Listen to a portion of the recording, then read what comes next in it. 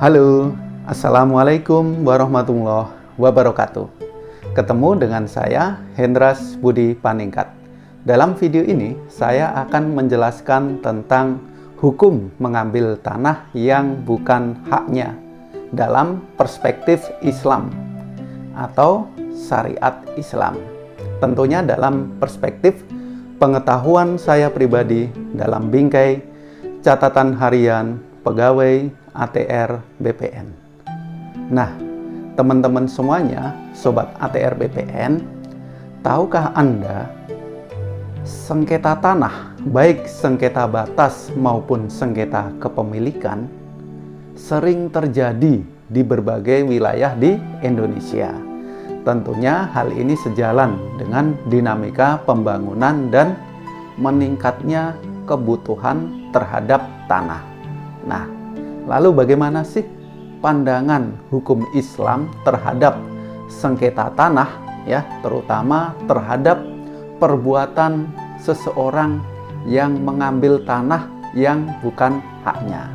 Oke, kita bahas satu persatu ya.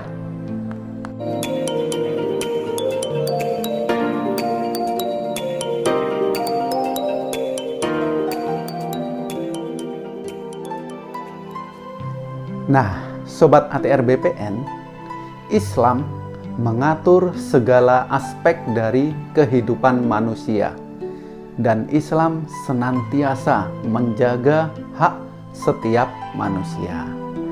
Nah, ini dijelaskan dalam hadis riwayat Bukhari ya, tentang mengambil tanah yang bukan haknya, dan hadis ini sahih ya. Nah, di sini dijelaskan An Salim an Abi radhiyallahu anhu qala Nabi sallallahu alaihi wasallam, man akhadha minal ardi syai'an bi ghairi haqqihi ya khusifa bihi yaumal qiyamati ila sab'i ardi ya, ila sab'i ardina. Nah, di sini artinya dari Salim ya, dari bapaknya radhiyallahu anhu, dia berkata bahwasanya Nabi Muhammad Shallallahu Alaihi Wasallam bersabda, barang siapa yang mengambil sesuatu sebidang tanah ya, minal ardi ya, dari bumi yang bukan haknya, maka pada hari kiamat nanti dia akan dibenamkan sampai 7 bumi. Nah, ini hukumannya ya teman-teman semuanya.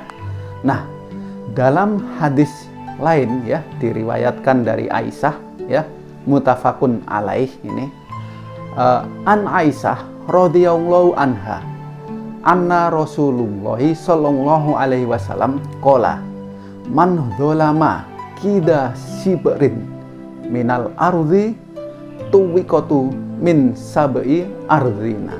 Nah, artinya dari Aisyah radhiyallahu anha bahwasanya Rasulullah Shallallahu Alaihi Wasallam bersabda, barang siapa yang menganiaya, berbuat zalim ya, berbuat zalim ya, berbuat zalim, mengambil tanpa izin pemiliknya, seukuran kira-kira sejengkal tanah saja ya, sejengkal tanah saja, maka tanah itu akan dikalungkan di lehernya dari 7 lapis bumi. Maksudnya sebagai siksanya pada hari kiamat nanti. Nah, hadis ini mutafakun alaih, nah yang meriwayatkan dari Aisyah ini ya.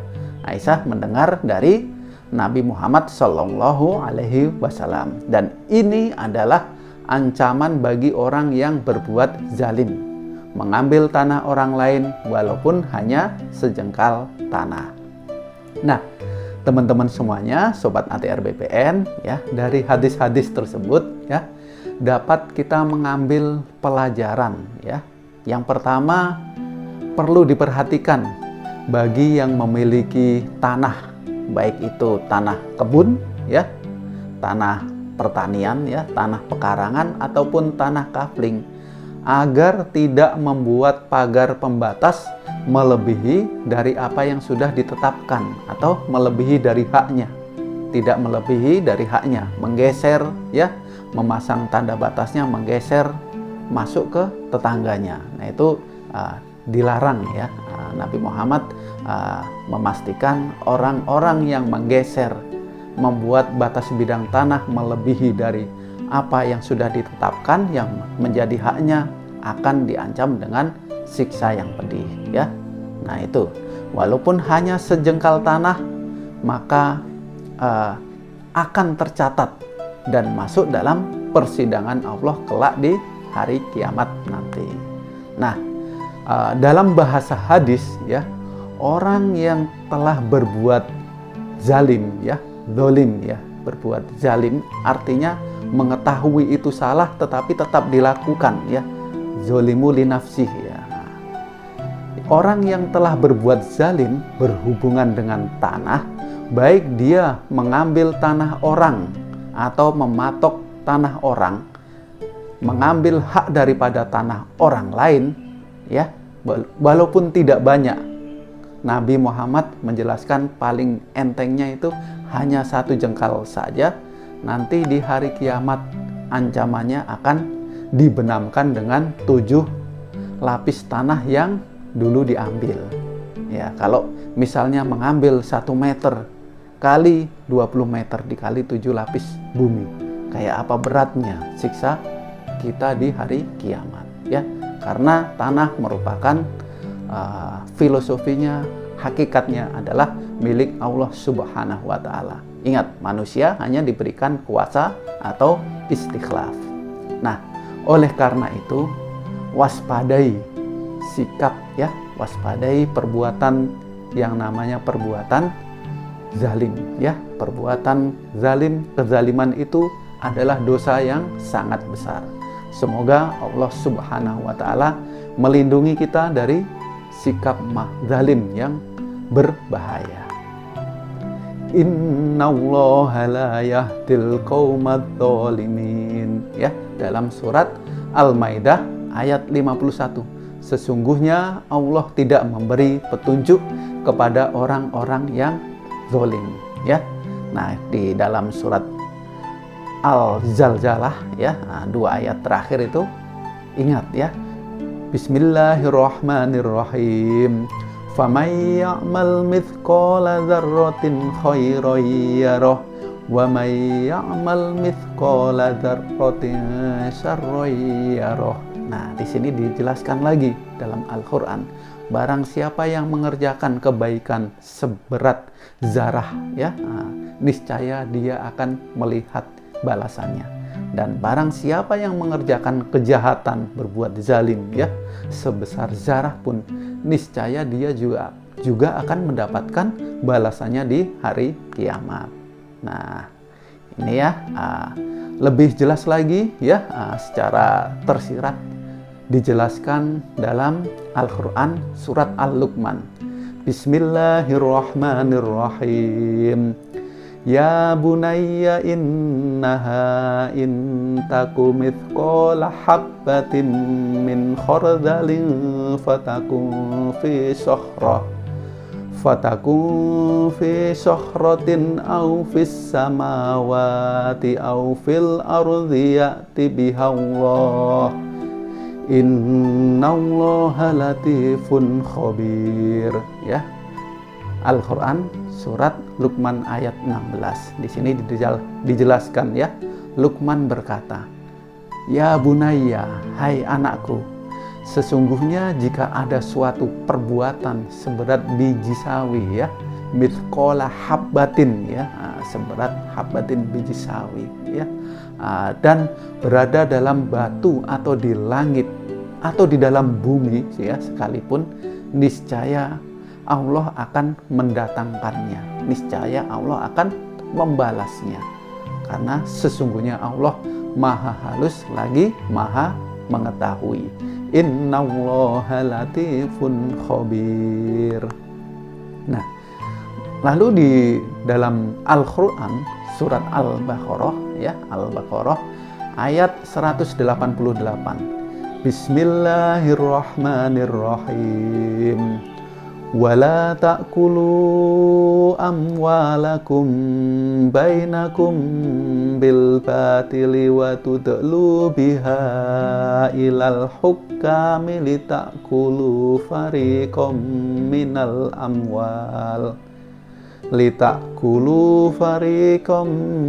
minal amwalin nasi bil ithmi wa antum ta'lamun. Nah, artinya janganlah kamu makan harta di antara kamu dengan jalan yang batil, ya. Dan janganlah kamu membawa urusan harta itu kepada para hakim dengan maksud agar kamu dapat memakan sebagian harta orang lain dengan jalan dosa. Padahal kamu mengetahui itu, artinya kita jangan sampai melakukan perbuatan yang zalim. Kita mengetahui tetapi tetap memaksakan mengambil harta, ya, tanah saudara kita, orang lain kita yang kita tahu bahwa itu bukan haknya kita, ya. Atau kita merasa itu tanah itu haknya kita, padahal orang tua kita dahulu sudah menjual ataupun sudah memberikan tanah tersebut kepada orang lain. Nah, ini kejadian seperti ini banyak, ya. Nah, diriwayatkan dalam masa Nabi Muhammad SAW, ya, sempat terjadi, ya, kejadian-kejadian seperti ini, ya.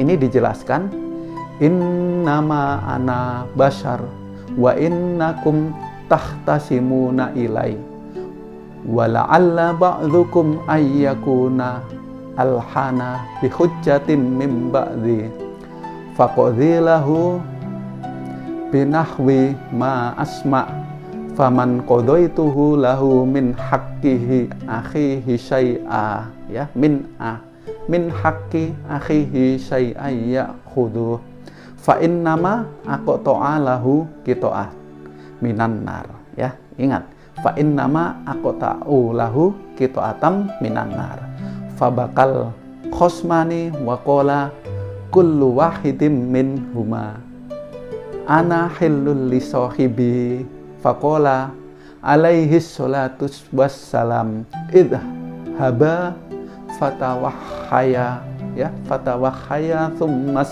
tahima thumma liyuhlil kullu wahidin min huma sahibah, ya. Rawahu Malik, ya, wa Ahmad wal Bukhari wa Muslim wa ghairuhum. Nah, ini hadis, ya, zaman Nabi Muhammad, ya. Artinya sesungguhnya saya adalah manusia dan kamu datang membawa suatu perkara untuk saya selesaikan. Jadi di zaman Nabi Muhammad, ya, ketika ada perkara didatangkan, diceritakan kepada Nabi Muhammad SAW untuk diselesaikan, karena Nabi waktu itu sebagai juru hukumnya, ya, yang menyelesaikan masalah. Nah, di sini dijelaskan, barangkali di antara kamu ada yang lebih pintar berbicara, sehingga saya memenangkannya berdasarkan alasan-alasan yang saya dengar. Karena ada satu pihak yang pintar berbicara, pintar menyampaikan sesuatu dengan cara yang meyakinkan, sehingga Nabi memenangkan orang tersebut berdasarkan apa yang didengar.